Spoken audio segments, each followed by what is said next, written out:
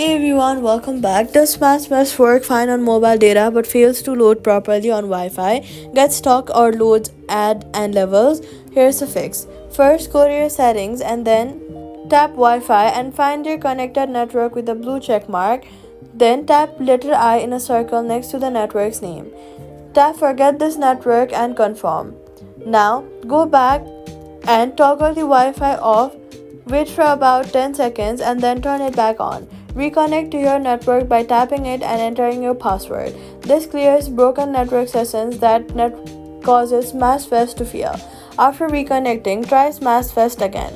If it still fails on this specific network, go to your settings app, then go to general, then scroll down to VPN and device management and make sure that no VPN is active, since Smashfest ads networks can block VPN routed connections, causing ads and level content to fail to load on Wi-Fi even when the other apps work fine.